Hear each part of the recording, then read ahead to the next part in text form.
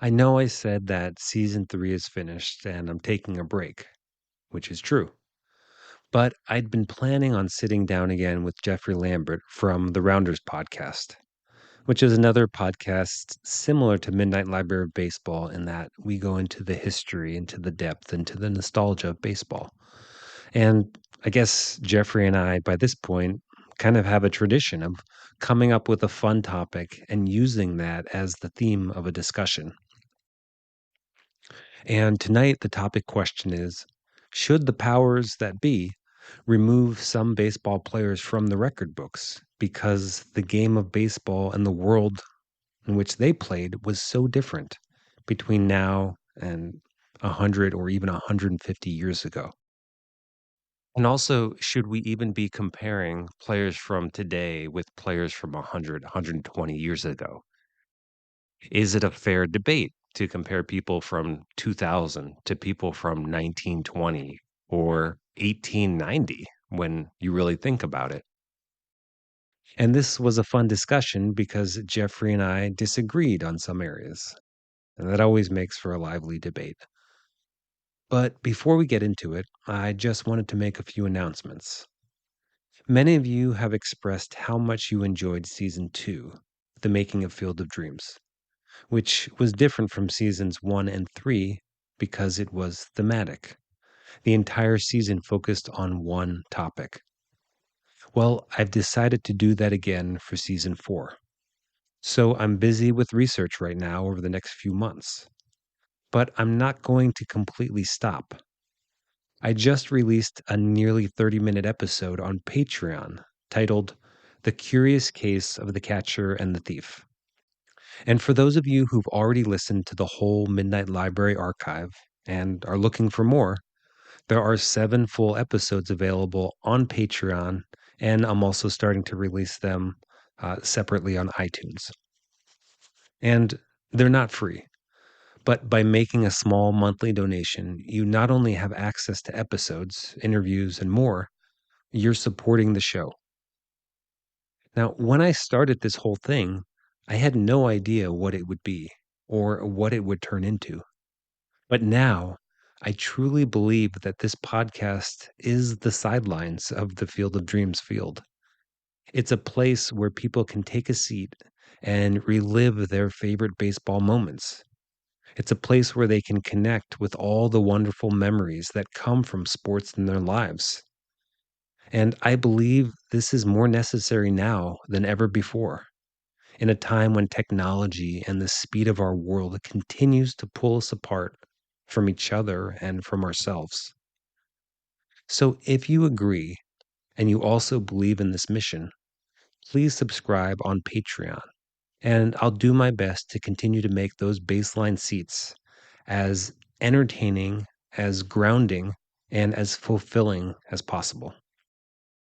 Thanks for listening. Now, here's my talk with Jeffrey Lambert, host of the Rounders podcast.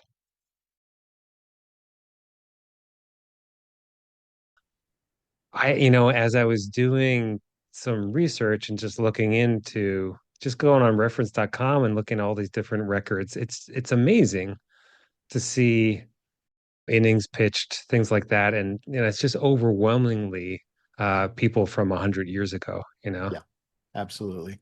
I And remember I remember doing an episode on, I think I called it baseball's 8 most unbreakable records.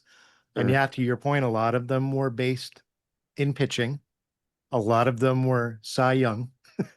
And a lot of them were just guys that played either before the dead ball era or during the dead ball era. And uh-huh. then you start to see that shift where it's not as much of a dominant profession anymore. So Yeah.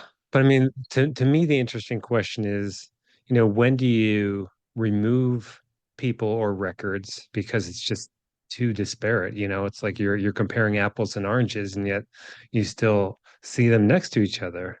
Um, versus, oh, okay, we'll just leave them there, you know?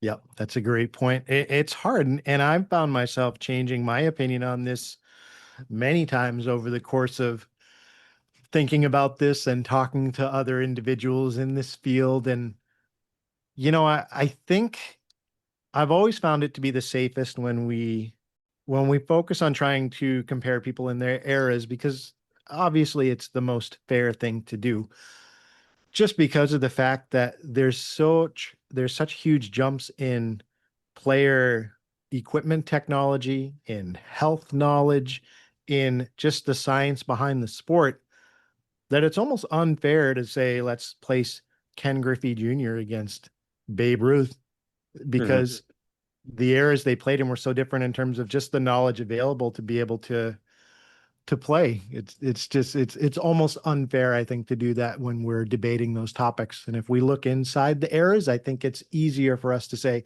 these are the conditions that both of these individuals played in, and then we can compare talent to talent. Yeah, but not as fun. Not as fun. I agree. I Right? just did Uh, a yeah. poll myself about Mickey Mantle and Ken Griffey comparing the two, and it was fierce. A lot of the comments going back and forth, but it was apples and oranges at the end of the day. But like you said, it takes away from a lively argument. Yeah, I mean, I just did this whole series with Cal Ripken Jr. and Lou Gehrig, and Yeah. people are. It's also interesting to see because people are so tied to Lou Gehrig, the legend, and it's if you say anything, it's like, uh-oh, you know, be Yeah. careful. And I mean, it's just come to light that uh, pitching wasn't anywhere close to what it is today. The competition he played during segregation, all these issues.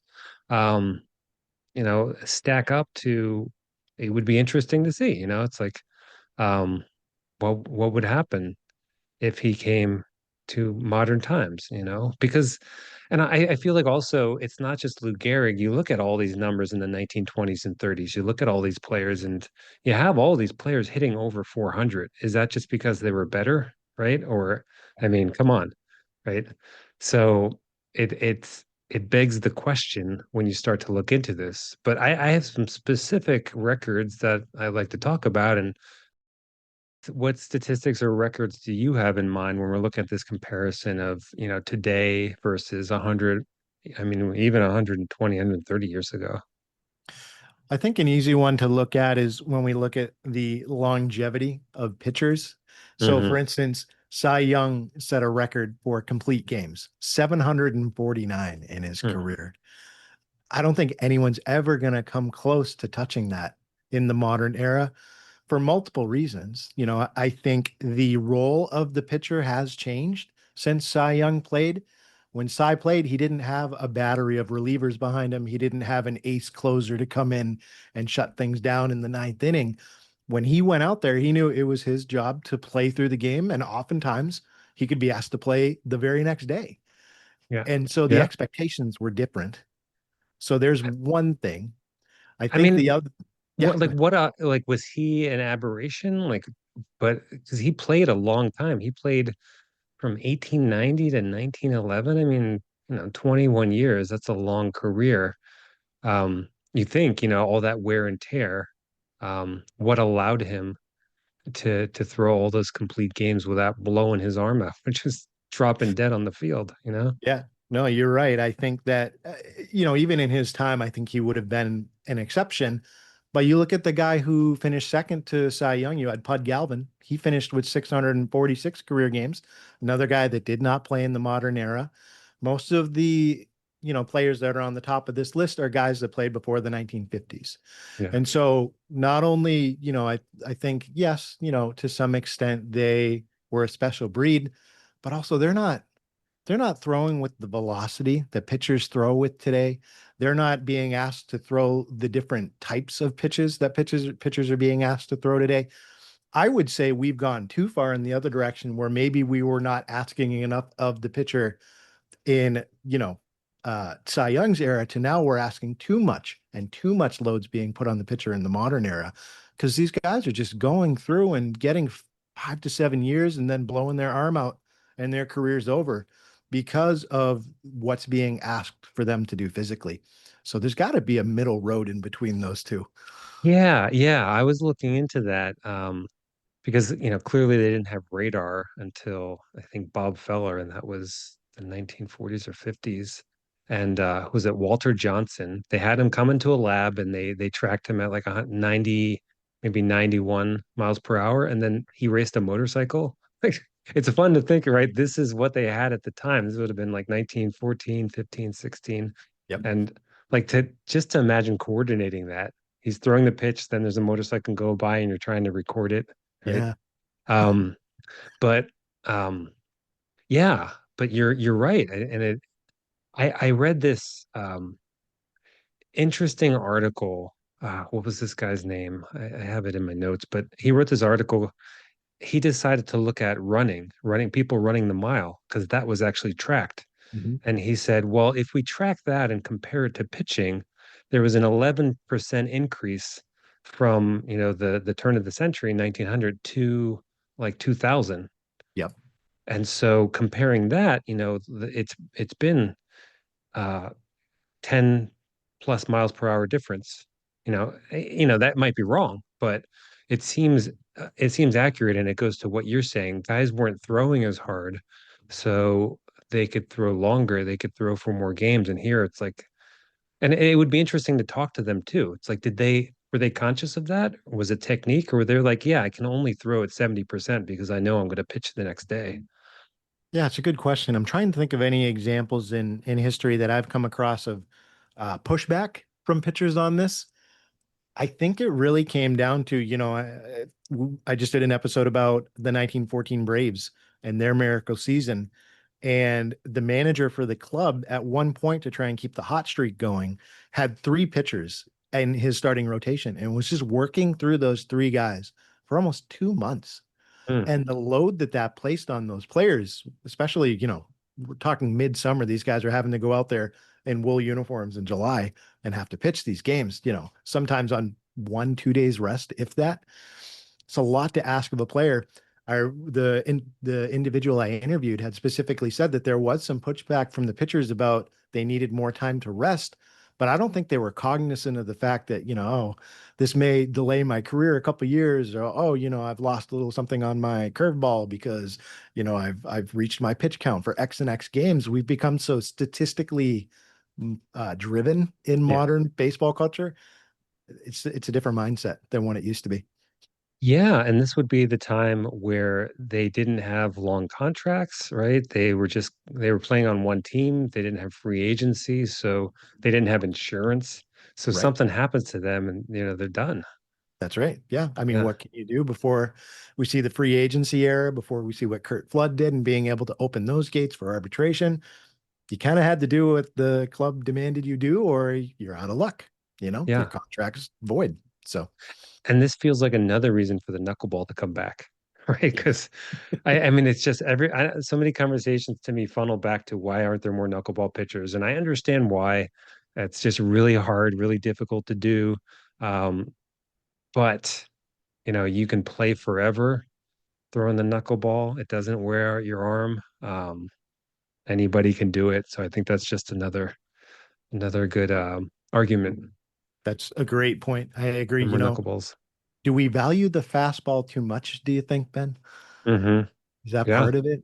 Do we need to, make the off-speed pitch sexy again? Is that the answer? Huh. Was it ever? Well, I know for, like you just said, I loved it as a kid watching the Boston Red Sox when Tim Wakefield was up to, Yeah. be the one pitching for the game because he was so much fun to watch, not only because of the fact that he was different, but just watching the catcher try Yeah. and track that knuckleball, to the glove was always an adventure. And the Red Sox, even at a high point in Wakefield's career, kept a backup catcher mainly because of the fact that he could catch the knuckleball. That was his job. He came Yeah. out and he caught for Tim Wakefield because it's such a tough pitch to follow. And there were other catchers that were brought in that just couldn't handle it. So, Yeah, that's a whole story. I did a reel on that. Like they rehired him from San Diego and flew him across the country, had a police escort for him to come back to catch for Wakefield because it was that big of a deal. yep. Yep. I Yeah. wanted to mention too, Ben, I think this is going back to what you had said about, pitchers today and now and comparing them. One thing that I think gets left out of the conversation a lot, especially with pitchers, we forget that the game has changed in terms of the rules too. Cy Young and Hoss Radbourn and, Pud Galvin, all these guys, when they were pitching, well, at least in Pud Galvin's case, the pitching mound wasn't always where it was today. Yep. We see it today around 60 feet, I believe it is. That was moved back as time went on. And when we look at pitchers earlier on before 1908, I think there was a 10-foot difference, I believe, where they were closer to the plate. So that also, those little things benefited them that the modern pitcher wouldn't have been able to enjoy today as well. So we got to look at Yeah. the rules too when we're comparing eras. It makes a difference. Yeah, there's a lot, right? When you start to break it down, I think that's what makes it harder to have this conversation because there's so many uh regulations, there's so many details that make the difference. Yeah, the mound wasn't raised, the mound was a box, the mound was 5 feet closer, 10 feet closer, depending on the time period. Yeah, Um, so it does really depend. So that's one. And you're talking about, I mean, you're talking about complete games, but also wins too, because that goes into the same category, right? 100%. Yeah. Great point. I mean, everything from the walks, how they were recorded. If you go back before 1887, wasn't uncommon for 6 balls for a walk instead of 4. Yeah. That's going to change the statistics for certain players. Different equipment, guys playing out there without gloves. Yeah. Um, that's going to add to your hit count. That's going to add to, Yeah. overall changes in statistics. All those things I think tie in, which again, going back to my original point, I think maybe it's not as fun, but I think it's more responsible to try and judge players within the eras that they played. So you can take into account all those different, factors that existed while they played that Yeah. could incredibly different from a guy that played 60 years later. Well, I'm gonna look this up right now just to see for complete games. And you were just talking about this, but it's like, where Yep. do you see the first modern player here on the list, you know? I Uh think just scrolling down here, scrolling down. They don't have years for these guys. I Yeah. don't quote Man. me on this, but I think the closest pitcher to like having the most complete games in the past like 40 years is Adam Wainwright, if I remember right. And he has like 29, 28 or 29. It's not even close. And you've got Cy Young here with 749 complete games. Yeah. Yeah, I see Burley Grimes. I always love that name. I Yep. know he pitched in the 20s and 30s. Yep. Um, yeah. Huh. I mean, it's just going down, going down, going down. Carl Hubble, more modern, but yeah. So it's like you're looking at this list. Bert Blevins. Uh, yeah, it's pretty incredible. Mhm. So I mean, and along with this too, I found interesting is wins. Like that will never, nobody will ever get over 30 wins again in a season. I agree. It's going to be very hard to do. Pitchers don't, just with the cycle of trying to rest arms and be able to have everybody fresh for the playoffs. Yeah, Yeah, we're never going to see pitchers asked to pitch that many games in a season again, just because of how much we value the postseason now, because of how much load we're trying to save to prolong careers. Although I don't know if total starts in a season are really the sole issue, going back to what we were saying in terms of prolonging a player's career, but right. it's certainly a factor. And it would be I would love to see the manager try that to walk out their ace for more than 30 games a year and not see sports media absolutely rip them to shreds. Right, right. I mean, I've looked that up. The most starts in 2024, it was like several pitchers had it was 33. It's like how are Yeah. you going to get 30 wins um if you're only starting 33 times? Although, um what did I find here? So Denny McClain was the last guy to get 30 wins. That was in 1968, and he started 41 games, right? It's a Um, pretty good season. pretty good season. Yeah. In 1931, Lefty Grove went 31 and 4, but he only started 30 games. So right? There's another thing going on there where they use starting pitchers. They would just come in because he played 41 games. So, I mean, that's something that you rarely see today. You're gonna put a starting pitcher in the fourth or fifth inning, right? Yeah, It's very unheard rare. of. Yeah, yeah. Well, what else you got? Well, let's go away from pitching. I think Uh-huh. we could talk a little bit about like what's happening at the plate, although we didn't talk about Nolan Ryan, but we could go back to that. But you know, someone like Ty Cobb. Ty Cobb's career batting average is 367. And while we have become a more offensive game in modern times, I don't see a player ever getting to a number that would top 367 over the course of their career because of the fact that Ty Cobb was excellent for pretty much every season he played. There wasn't a steep drop off that we saw at any point in his career. And if we see guys go as many seasons as Ty Cobb goes, boy, and I don't have that in front of me. How many seasons did he play? Let me Google that. 23 or 23 24. seasons. 24 years. So, just thinking about guys that lasted that long, they're going to get to year 15 if they're lucky with consistent production. And after that, they're not going to be able to keep up that same level of offensive production. Whereas you have Ty Cobb, he did it. I mean, over 4,000 hits, 367. I think the only guy in modern times we could say was even close to maintaining that consistency was the great Tony Gwynn for the San Diego Padres. Yeah, Tony Gwynn, Wade Boggs, Ichiro, no. Yep, that's right. Um, Ichiro. Yeah, and it's interesting to look at, okay, well, he played during the dead ball era, which Mhm. would make you think his average would be lower. Right. Um, but he also played after it and still managed, ridiculous 1922, 401, 1925, 378. So, during the live ball era, he's still hitting this average. And, something that he did and players at the time did was they weren't going for home runs. So they would choke up on the bat more. They would have more of a slap technique, which allowed for more contact and kind of gives you uh, a reason why they were able to put the ball in play more, maybe strike out less and get more hits. Yeah, and that goes back to what you were saying. Is it fair to compare a guy like Tony Quinn to Ty Cobb, going back again to just the technology behind the equipment that's being used by fielders, having uh, ergonomic spiked cleats, having different sized gloves, depending on the position you're playing at, being able to review videotape to know, what to expect based on the team you're playing. Ty Cobb didn't have any of that.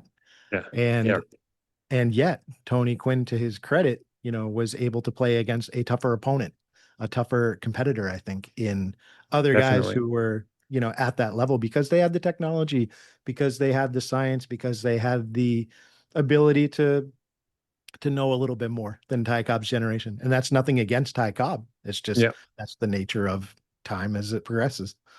Yeah, and it makes sense like that you're counting statistics if you look at, okay, it was harder for everyone, so it makes sense that they're all in the same boat. But if that's not true, that's when you start to get skewed results, right? And it seems like when you're talking about pitching, um, for various reasons, pitching was uh, less dominant in the 1920s and 30s.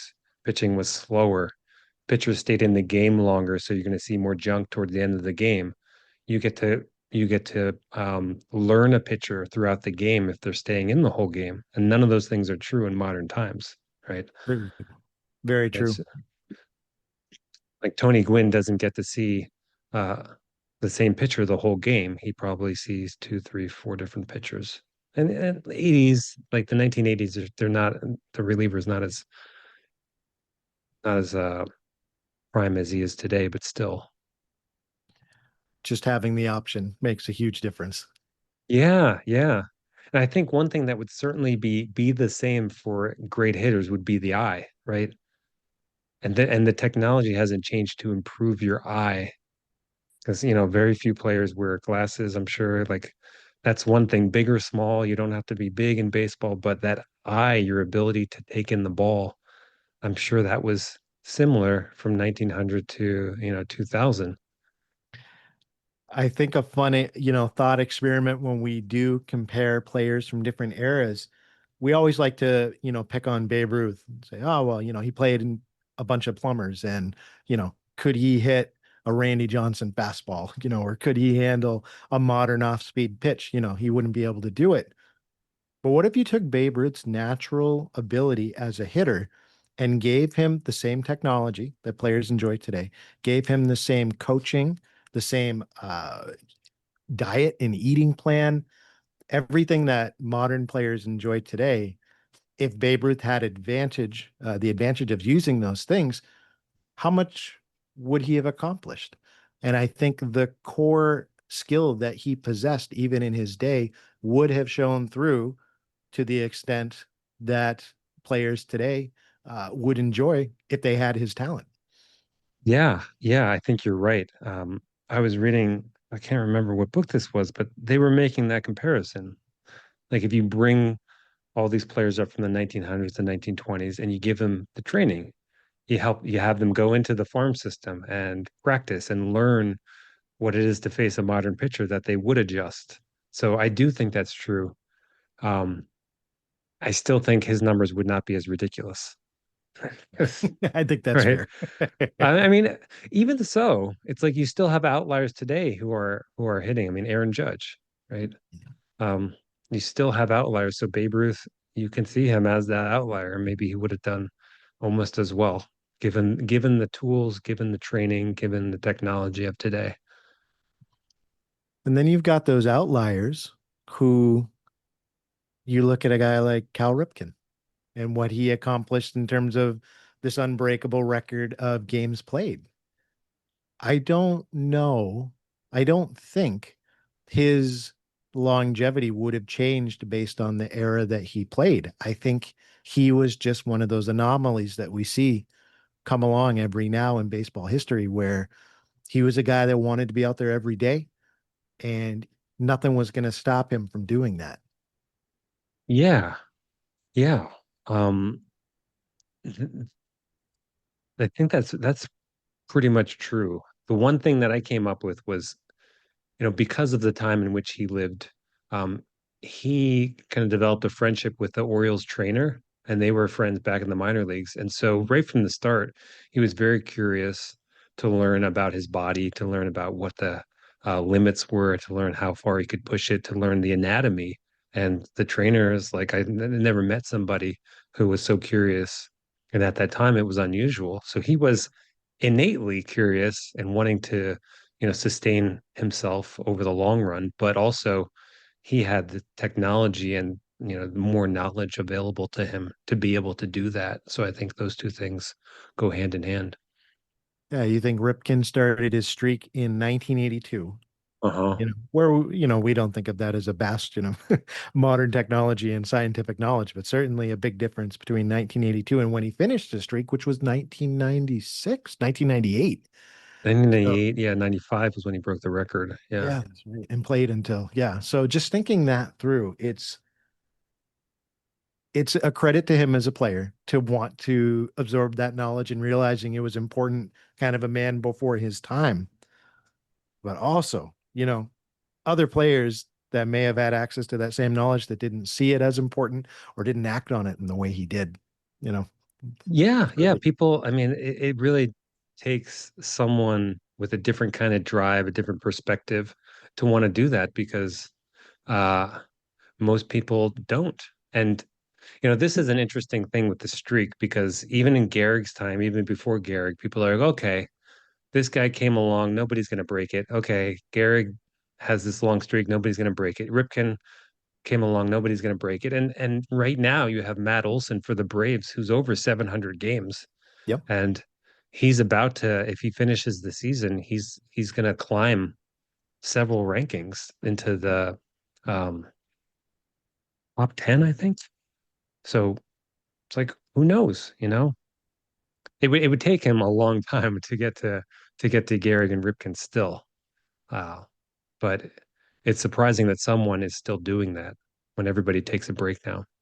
Even just to be mentioned in the same breath.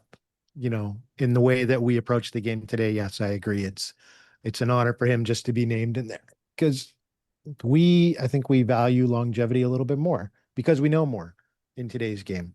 So I don't think we're ever going to see those days again where a guy might even be allowed to reach that level that Ripken did because the player is too important towards the ultimate goal, which isn't the individual achievement. It's the postseason. It's the ring. It's the, bringing the crowds in to be able to satisfy the ownership.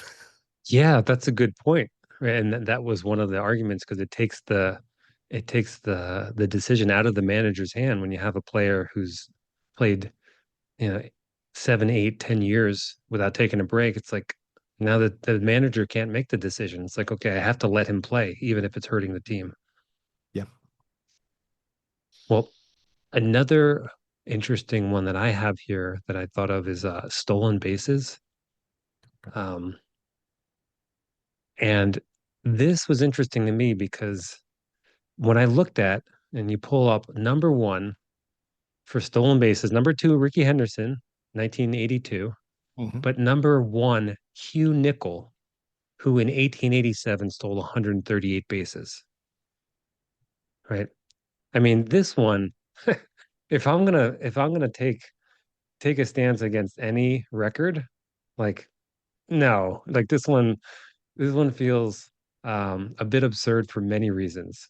Um, right? We already talked about the different uh, lengths from the pitching mound or the box to the plate, but in 1887, the catcher is maybe wearing a glove like a driver's glove or maybe Mm. wearing nothing, right? So Right. he has to catch the ball, handle it in his bare hands, and then try to throw it to second or third to Yeah. throw out, right, the base stealer. He's also standing farther back from the plate because he doesn't have gloves, right, to cushion the blow. Um, and they had different rules. So, right, they counted steals sometimes when a hitter advanced you with a hit. Right. Right. So that to look at that and see him at the top. And I read something that said, well, if you take away all those exceptions, maybe he had 60, 70 stolen bases, which is still a lot, but um I think Ricky Henderson deserves the top spot on that one. What are your thoughts there? Yeah, I would agree with you, especially on the point where can we count the actual number of pure steals that were accomplished? And to your point, Nichols' record, how many of those were him moving up on a fly out? How many of those were him advancing on a fielder's error, which, as you mentioned, due to the equipment, was something that happened more often? Um, Even like thinking about his advantage moving up on a catcher, trying to throw him out from second. Catchers during this time didn't do that. The pop and throw, you crouch, you're up, you're throwing. These guys would be like sitting on one knee, Yeah, behind the mound. They would be really far back. They wouldn't be in a good position to be able to throw out a runner if that yeah, were the case. And then the ball's coming at you slower. So it's more of a jump that you can make. So to compare these two guys together, Henderson, and again, no disrespect to Nickel because he was a phenomenal player who accomplished something really special in his era where the rules were different and the players were different and the equipment was different.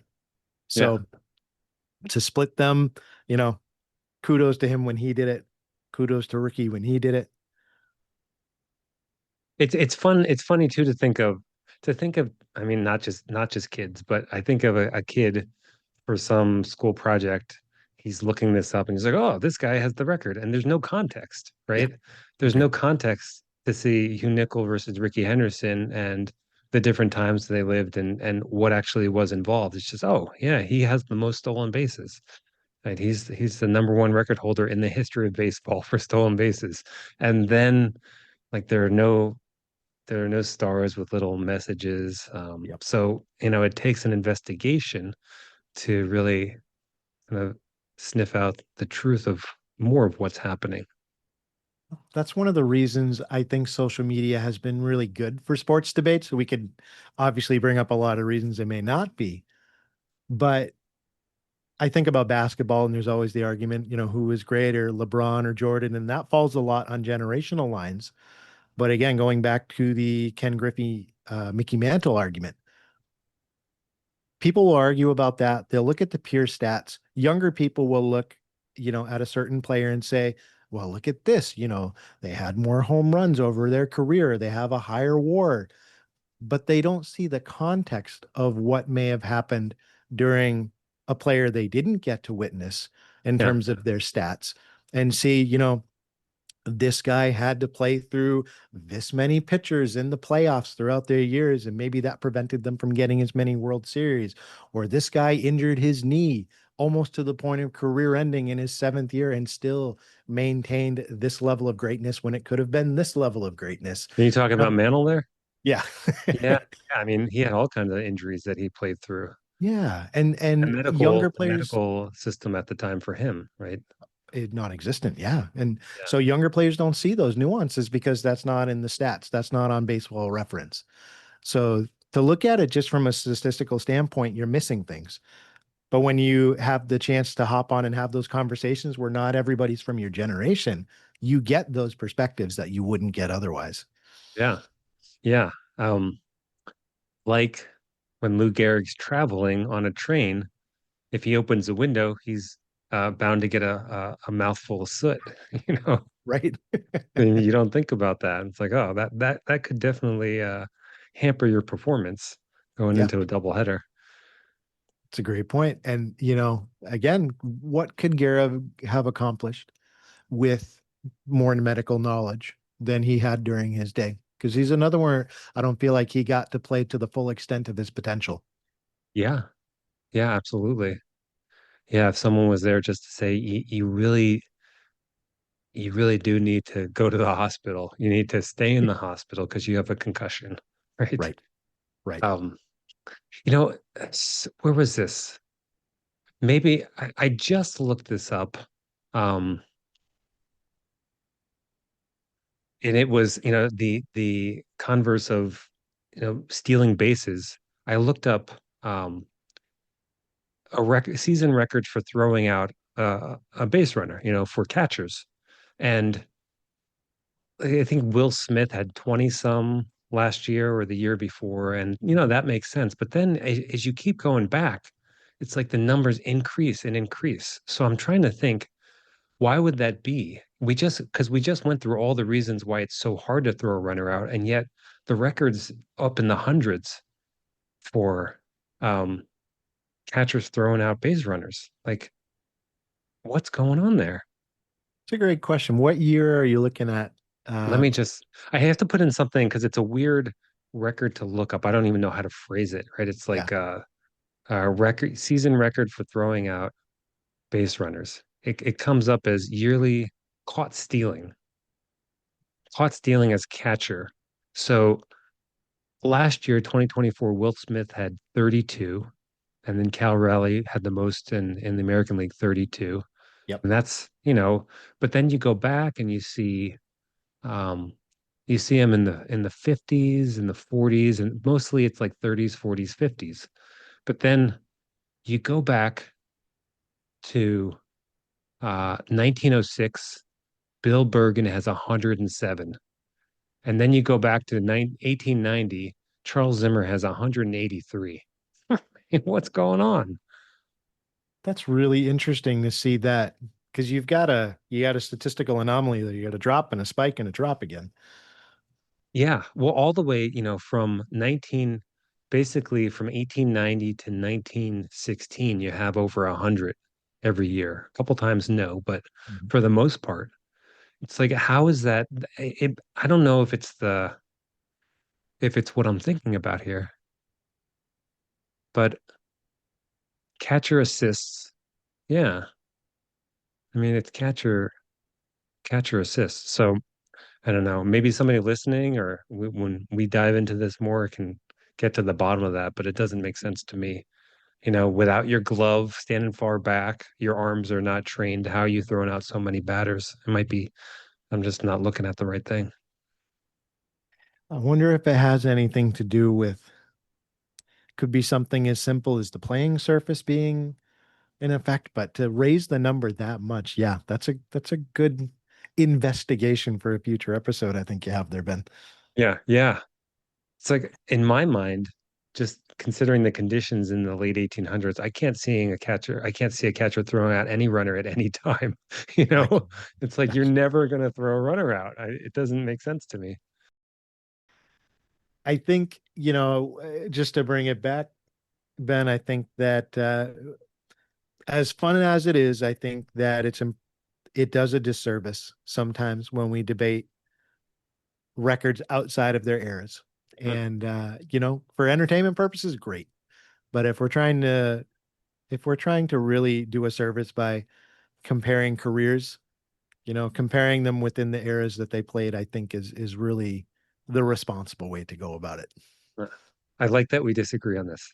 It's good to have every now and then. I agree. Yeah, yeah. I mean, I do agree with you. I think for me, when doing the research and finding it, like the impetus is to compare players from different times. Yeah, And when I was comparing Lou Gehrig and Cal Ripken Jr., it allowed me to dig deeper and really have more awe for each player. You know, sure. just looking at, yeah, Cal Ripken Jr. kind of gets the shaft in a lot of areas, but he had all these things against him that Yeah, Gehrig didn't have. But then what did Gehrig overcome? In his childhood, in his, sure. coming up and the things that he wasn't exposed to. So I really like it from that perspective.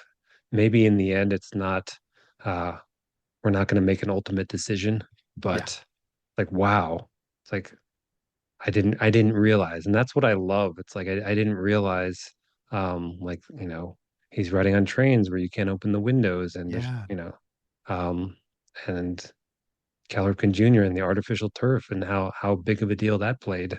And Gehrig never had that. It's like all these seemingly little things. Like, wow, man, I never thought about that. So I really like looking into it from that perspective.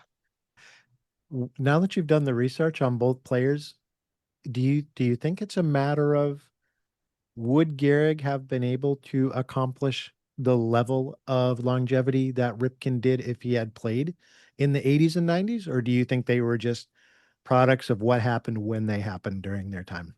I mean, that's a hard one because it's still not, he had ALS Yeah, and, modern scientists believe it's possible that that was either caused or exacerbated by how many times he was hit in the head, you know? yep, So if you give him a helmet, and it's not only for his baseball career, but when you compare the two, it's easy to forget that Cal Ripken also wore a helmet and would have been protected in Little League and all those years leading up to the major leagues, sure. and that's cumulative too. We have no record. We have no idea how many times Lou Gehrig was hit in the head in playing in uh as a kid in high school and college. And then he played college football too, and they have those thin leather helmets. Right. So you're talking about probably a massive accumulation of head trauma. So it feels, I mean, I don't know. We can never know that, but Yeah. my guess just on everything that I've read is he would have fared better. He would have um, lived longer. I think the head trauma was a huge cause of his downfall. So um, yeah, who knows? But and I think it is in this way. I think it's important too to look at because if you look at this person just had this disease and there's nothing you could have done about it, Mhm. then there's nothing we can do today.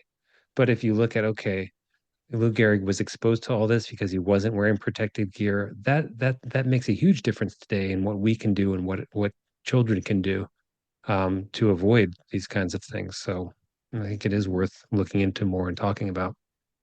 You make great points, Ben. Yeah, not only about, the history behind what happened with Gehrig, compared to Ripken, but also, yeah, I'm willing to concede that, by studying these differences in eras, does it help us make better decisions in the future for making sure what's best for the player? Going back to what do we do about pitchers and the fact that, uh the career length for them is quickly dropping. How is baseball going to address that? And maybe we Yeah. need to go back and look into the past and see where were those times where what were we doing right, where player careers were longer, there were healthier outcomes for our pitchers, and how can we try and restore some of that so we can protect that part of the game? That feels like a hard one. There's Yeah. this novel, The Fireballer. I don't know if you heard of it, and um, you familiar with that? Came out a couple of years ago. Mhm. I haven't read it. No. Okay. The Baseball fiction premise, or it's nonfiction? fiction, yeah, but it's an interesting. The premise is there's this guy who can throw, what's his top speed? It's like 105, 108 miles per hour. And basically it ruins the game because nobody can hit him, right? And he has this trauma because he hit a guy once, and that, that's an issue. But what happens if people are throwing so fast that hitters can't catch up, and then it's just, you know, 2-0, no hitter, shutout, right? And that's the game. And going to what you're talking about, how do you enforce something like that? Like, do you enforce that somebody can't throw over 95 miles per hour? Because that would be really hard, right? Like, how would you make it? How would you throw it back to earlier days when it might be healthier for pitchers to not throw so fast? That's That's hard. that's a great point. What would you do if you have a guy that comes along where you have to change the game just to keep it at that same level of popularity, at that same level of competitiveness? I don't know. I'm gonna have to put that Yeah. one on my reading list. Yeah. Well, I mean, I think it seems like every year now somebody's breaking a new record. I think 105 or 106, right? Yes. Yep. There was a minor leaguer that just did that this year, if I remember right. Hit 104 on the gun, if I remember right. Yeah. Yeah. So, yeah. So, I mean, when I hear your argument, to me, it's like, in academics, it's like putting together a paper or, a report versus putting together, um, a peer-reviewed research study. Sure.